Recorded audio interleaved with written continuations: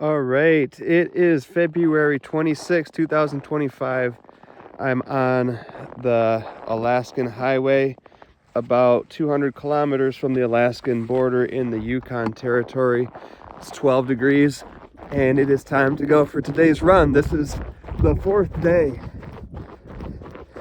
that I have given myself time and space to run, and I am feeling so much better overall. The first day, it wasn't even really a run. I barely ran, mostly walked. There was a lot of deep snow. The next 2 days, I did not run far.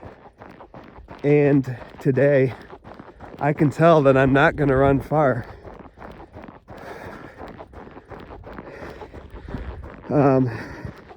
To give a little background, if you're just joining, this is a channel that I started a while ago, but I'm trying to create slightly more meaningful content, and that's just involving sharing my running journey as I get back into it. And this one's going to become more of a hike, it looks like.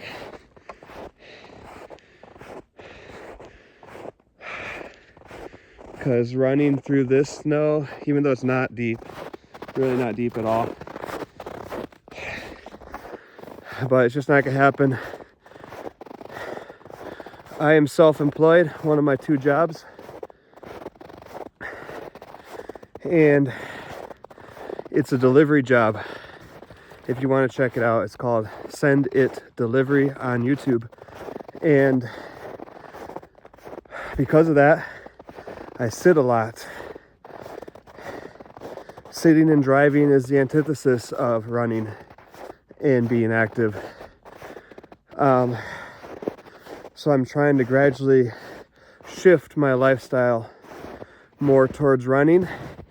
And for a long time, I was prevented by the feeling that it had to be all or nothing. And I kept waiting for that moment, that magic moment that was never going to happen, where I just completely shifted my lifestyle overnight, where I felt like I had, the financial means to do it and the resolve to do it, and everything all coming together all at once. Maybe it's not a mythical thing. Maybe that can happen. Maybe it should happen. But I decided that I need to start somewhere. I need to start by doing what I can do. And that means stopping the truck once a day and getting out and moving and getting my breathing a little bit deeper. And for today, I can tell that for the most part, just hiking is going to get my breathing deeper. So hiking it is. I see some tracks here. These, I believe, are human tracks. So, and another big part of the premise of what I'm doing is that I'm going back to my initial mindset when, as a 25-year-old adult, I decided I wanted to start doing something that I had never done as an adult. I wanted to get into running. And I felt very bad at it then, just like I'm kind of feeling now. Getting tired really quickly, out of breath really quickly, running, turning to walking a lot. I decided that I gave myself permission whenever I wanted it to walk. And I gave myself permission for as long as I needed it. And I gave myself permission without any hard feelings towards myself. All of those being really important elements for me. So, and as I discussed in a video a few days ago at great length, I saw really good results. I went from not being able to not be able to run more than a quarter of a mile without getting out of breath and having to walk, and wondering if that was if that was kind of it for me. I figured I'd get better, but I didn't know how much better I'd get. I didn't know if I'd even get up to running a mile or how long it would take.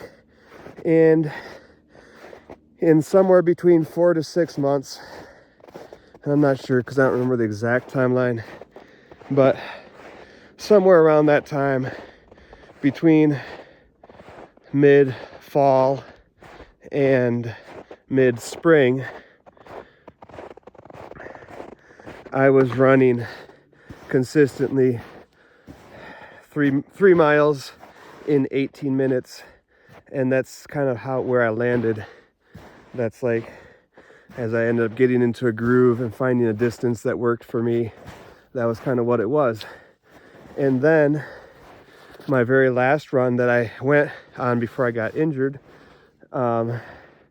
was, I ran those 3 miles. I felt great, and I kept going another 3 miles at the same pace, and it just felt so good. And then I got injured because I decided to switch to zero drop shoes, and then without breaking them in at all, on a whim, I ended up sprinting a pretty long distance. I told that story in that same video, like a 45-minute video that I posted a few days ago. If you really want to look it up, I'm not gonna tell it again. But I'm really curious about these tracks now, because this does not look like a route that a person would have taken. But anyways, I ended up hurting my Achilles tendon, I believe. I never really got it checked out. And that injury persisted for several years after that. And so that kind of put an end to that story. And now I'm happy to say that injury has not been giving me problems lately. And even if it was, I think there's a process that would have, for me, involved a lot more stretching, a lot more checking in with myself, taking preventative measures to prevent further injury, and probably going into a doctor at some point to get it analyzed.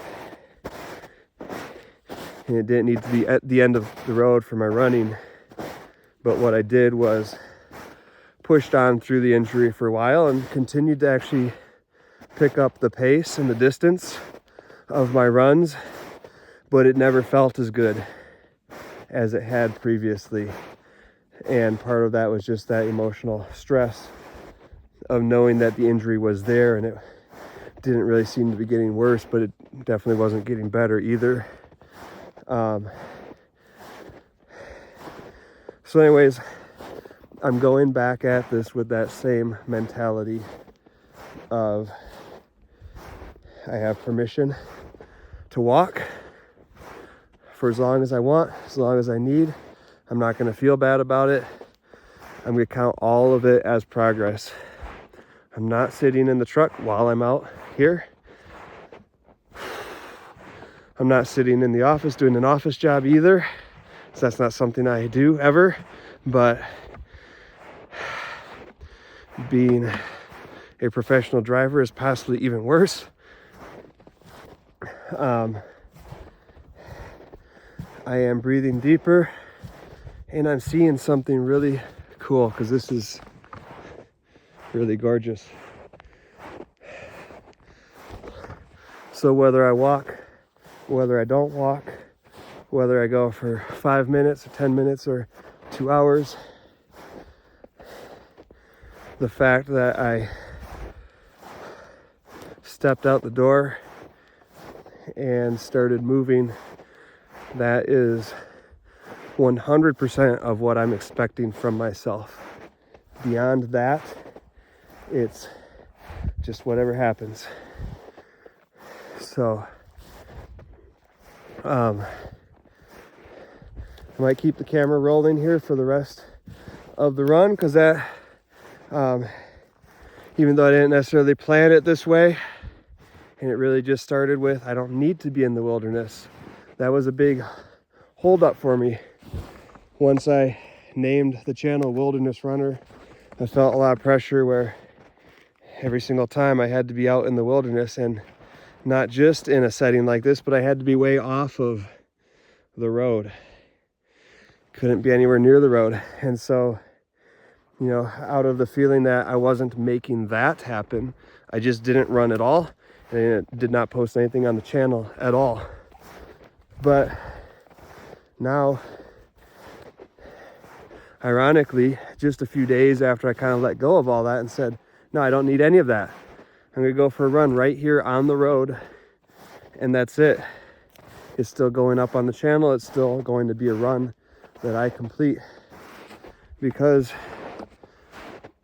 well, I'll get to the because in a minute, but the ironic part is that here I am 4 days later, and I, without really planning it or figuring it out in advance, happened to be on a wilderness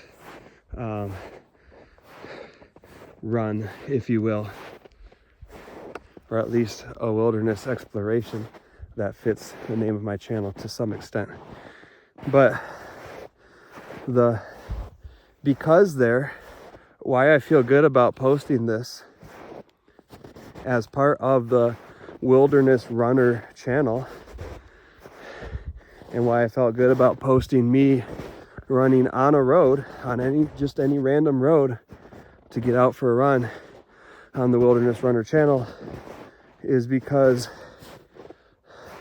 those are the steps you take to make the magic happen. And, you know, the magic for me, as far as it relates to this particular channel, is running in the wilderness. That's the goal. That's the objective. That's the name of the channel. But I don't want to have this channel that, you know, creates this unrealistic image, unrealistic expectation, you know, and that's really tempting when you start a YouTube channel. Like, I'm just going to select all the stuff that makes it look like, you know, I make magic happen. Here, watch me experiencing magic. You watch it on your screen. I'll be out here doing it. And that's not what I want at all. I want the channel to be realistic, because what good does it do to anybody to watch something really cool if all it does is make you feel like that thing is unattainable to you, right? And that's, you know, when I go to Planet Fitness, for example, and I see all the really cool drone footage going on, that's kind of the effect that it has for me. Like, wow, those people are doing such amazing things that I'll never get to do, or maybe never will be capable of doing. And it neglects to show the process that those people themselves went through to get to that point. And I think that does, like, there's a place for it. I mean, it's like a really quick boost, really quick emotional boost, maybe really quick motivational boost to see that and like, yeah, I'm gonna go for it. Whatever goal I have, you know, whatever fantasy I have of what I will be like and what my life will be like, I'm gonna go for it. But I think there's, you know, there's a missing element in that, and it's the realism that for most people, you know, for all people technically, because even people you think of who are naturally, like, supposedly naturally gifted or talented, they still went through a process. Like, they still learned how to crawl and how to walk at one point. So, like, yes, maybe things were set up for them in a really conducive way, and they had really great support, and maybe they have really great genetics and everything else, but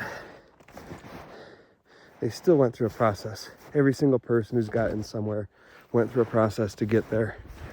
And so this channel is an invitation to you into the process, and not just into my process, but into your own process, whatever that is. So that looks different for every single person.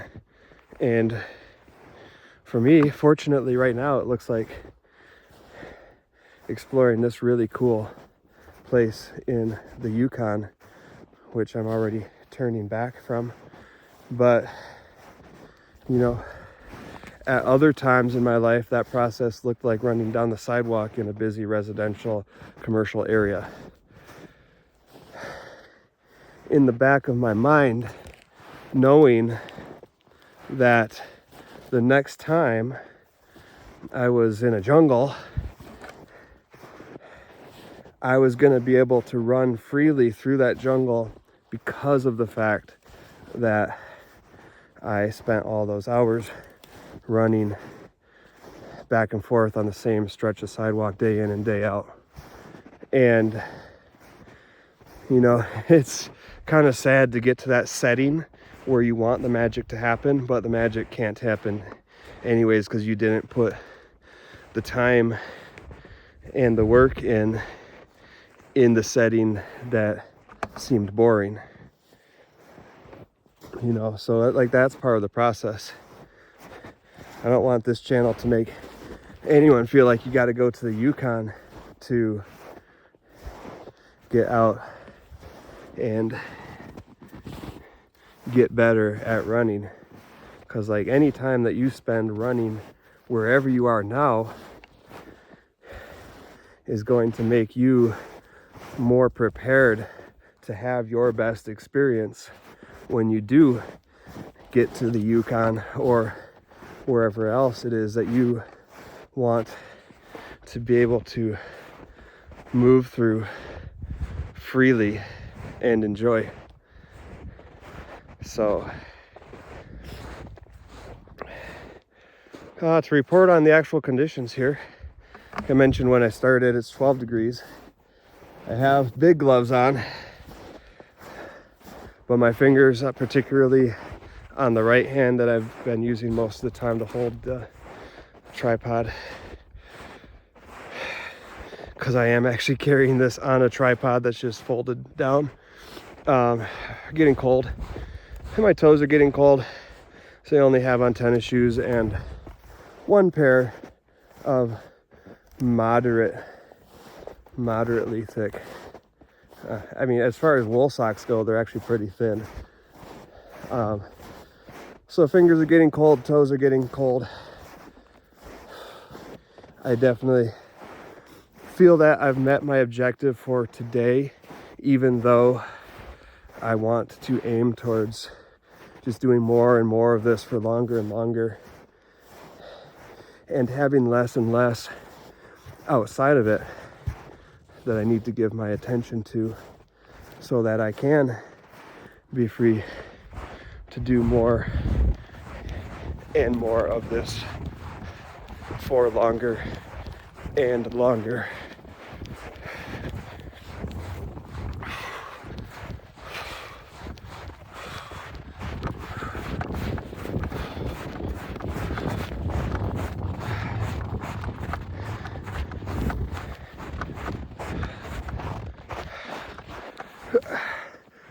Let's see. I'm getting off of the trail.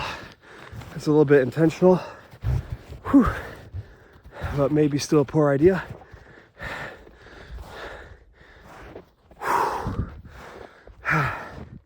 Okay, definitely got my breath going deeper there. And I went off it because I kind of remembered it meandering through the woods and the brush. But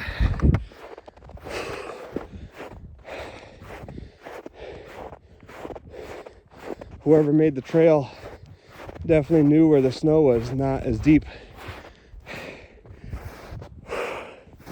Because as soon as I went away from it, I was like knee deep in snow.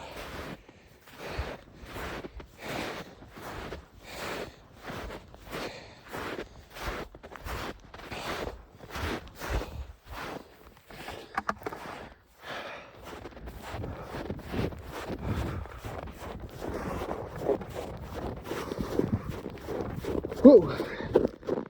Ooh. Yeah, so this is like a little creek or something.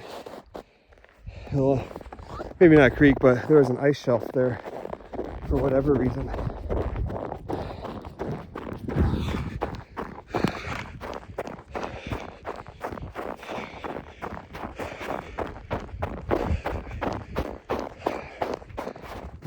Deep spot.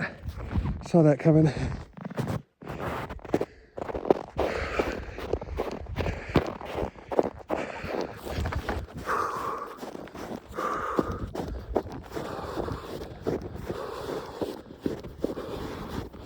Definitely getting kind of warm here.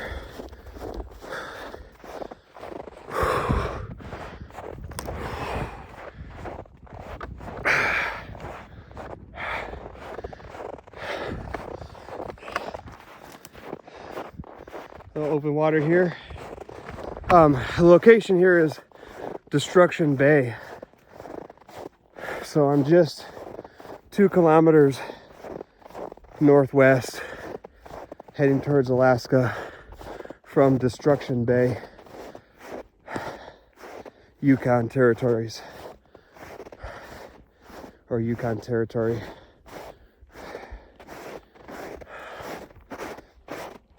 I can imagine the kind of events that might have led to the name. And just imagine some Arctic explorers or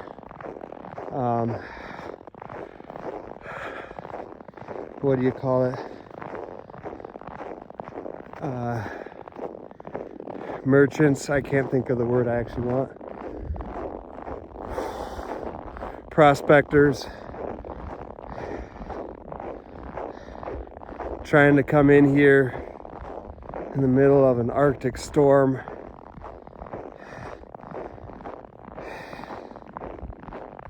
Maybe having their ship get just decimated in the bay. And anyone who was lucky enough to survive just called the place Destruction Bay. It's just like, it's just my imagination going. But it sounds like something happened to lead to this name. And imagine coming all the way up here, like sure I did.